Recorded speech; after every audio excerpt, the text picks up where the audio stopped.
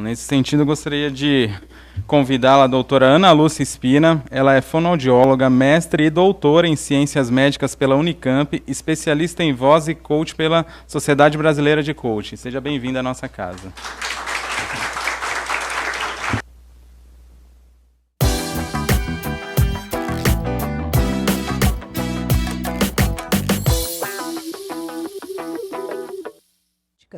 E nesses pilares da comunicação, a gente vai ter várias situações que falam sobre nós. Olhar, vestimenta, pontualidade, a maneira como eu me disponho, meus gestos, tudo isso grita alto ao meu respeito. E muitas vezes a gente não sabe nem como é isso na gente. Na nossa cultura, por exemplo, quem não olha no olho não é confiável. Em outras culturas, olhar muito no olho pode parecer uma falta de respeito. Então, culturalmente, para nós, o que é importante? É muito profundo entender o que é essa relação. Mesmo aquela pessoa que quer criar uma relação muito íntima com alguém, que não é hora de criar, porque a pessoa está mostrando que ela não está para tanta intimidade. Essas percepções a gente só desenvolve se a gente sabe ouvir e perceber o outro. E a gente desenvolve isso no dia a dia para que a gente também possa, a partir dessa percepção, criar mais fatores perceptivos a respeito de nós. Eu não tenho como perceber bem o outro se eu não me percebo bem. Se eu sou limitada na minha percepção, se eu não parei para pensar em como o outro me vê, o que o outro diria a respeito de mim, eu não tenho como criar um desenvolvimento a respeito de mim. E quando a gente pensa hoje em comunicação, não tem como fugir a palavra empatia. E empatia, a gente costuma conceituar como sendo se colocar no lugar do outro, né?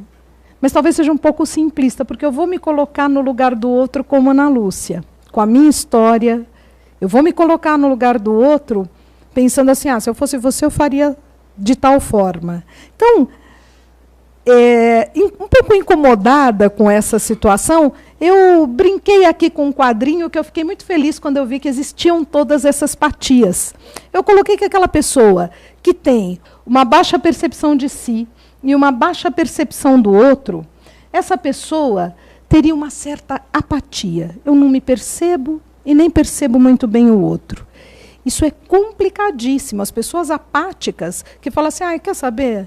Não estou nem aí com o que o outro vai falar de mim, eu vou falar mesmo, não estou nem aí com o que o outro pensa. Isso é uma das condições comunicativas que mais distanciam. São condições que a gente diz até que são doentes em termos de conexão, porque a gente se importa sim com o outro. Se importar demais, talvez fuja daquilo que seja importante, mas minimamente se importar é aquilo que vai gerar mais fator de relacionamento. Pensando em empatia como emoção, patia, patos, aquilo que nos emociona. Aquele que tem uma baixa percepção de si, esse é esse que está aqui, e uma alta percepção do outro, eu coloquei aqui muitas vezes como simpatia, porque do grego simpatos vem como aquele que está ao lado. Eu tenho simpatia pelo outro, e muitas vezes isso no extremo pode ser um problema, porque aquela pessoa que quer ser tão simpática que ela não percebe a si. Ela fala, você está bem? Você está bem mesmo? Estou achando que não. Você com uma carinha tão tristinha hoje? Me conta. Fala, se abre, né? E a gente, não, está tudo bem, eu só estou atrasada e quero terminar o meu relatório. Então, talvez essa condição seja distante daquilo que a gente vê também como uma característica interessante para esse quadro das patias. Aquele que só percebe a si e não percebe o outro seria o antipático, e aqui, então, a empatia, quando eu posso direcionar uma grande percepção do outro e de mim.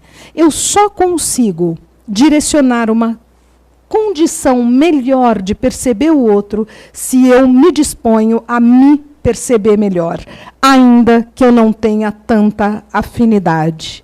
Ou seja, que as nossas intenções estejam nas nossas expressões. Se as pessoas estão nos entendendo mal, a gente precisa melhorar as nossas expressões. Pensando em tudo isso que eu falei para vocês. Se vocês quiserem fazer isso na prática, se deem notas de 0 a 10. Quanto eu domino meu olhar, o quanto eu domino minha expressão facial, o quanto eu domino meu gestual. Eu preciso ir na frente do espelho, eu preciso entender quem eu sou. E em relação a tudo aquilo que vocês levam como conteúdo, acho que o mais importante para nós, o mais importante que eu trago aqui para vocês é que saber o conteúdo não quer dizer que a gente sabe falar sobre esse conteúdo. São partes totalmente distintas do cérebro saber pensar, saber escrever e saber falar sobre o mesmo conteúdo. Por isso que aquela pessoa que pensa em como ela quer fazer uma oratória, uma sustentação, e ela não treina como isso é na fala, ela, na hora H, não consegue fazer esse ajuste. E do mesmo jeito que eu falei para vocês, que os primeiros segundos eles têm que ser decorados, a gente tem que saber o que a gente quer dizer no final. Porque senão o final fica, então era isso. Finalizar é algo muito delicado. Tem que estar pontuado, tem que estar expresso. E a gente está falando aí de uma comunicação que ela não é cheia de dicas, mas ela é cheia de repensar. É um mergulho, porque isso existe em nós. Para a gente diminuir o medo, a gente tem que entender. Saber não saber. Na era da informação é importante saber que em algumas condições nós não vamos saber e que isso não tira o valor daquilo que a gente sabe. O que se sabe tem muito valor. O que não se sabe pode ser buscado. Na era da informação é impossível saber tudo. E uma das condições mais desafiadoras para uma sustentação, para uma oratória, para uma condição humana de comunicação, é colocar em palavras a nossa intenção, tudo aquilo que a gente sente. Se eu chegar para vocês e falar assim, o que você achou daquele pessoal? Eu fizer assim, ó, é mais fácil a pessoa entender isso do que eu tentar falar o que eu de fato achei. Pensem para descrever o sabor de uma fruta que vocês já comeram. A gente tem muito menos palavras do que sensações em qualquer língua. Então, quando se quer dar um tom, quando se quer dar uma emoção, é importante que isso seja traduzido numa palavra coerente, adequada. Para isso, a gente precisa expandir aquilo que a gente sabe, dentro, inclusive, da mensagem principal. Né? Uma das maiores armadilhas é acreditar que a sinceridade dentro da comunicação, muitas vezes, é a verdade daquilo que se vê.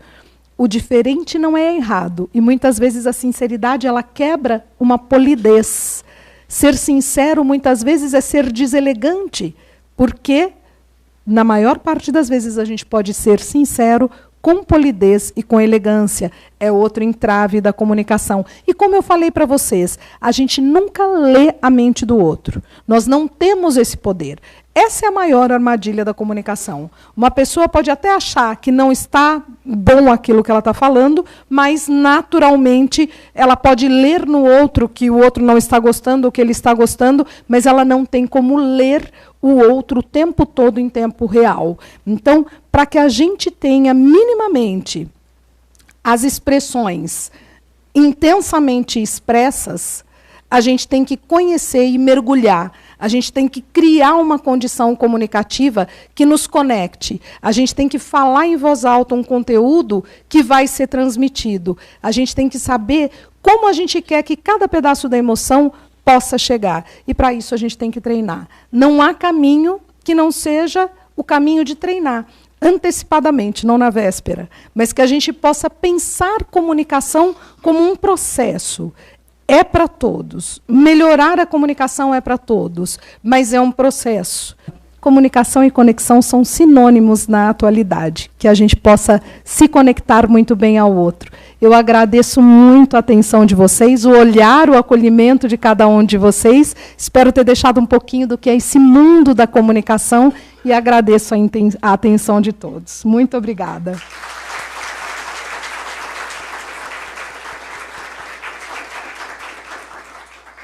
Gostaria de agradecer a doutora Ana Lúcia Spina.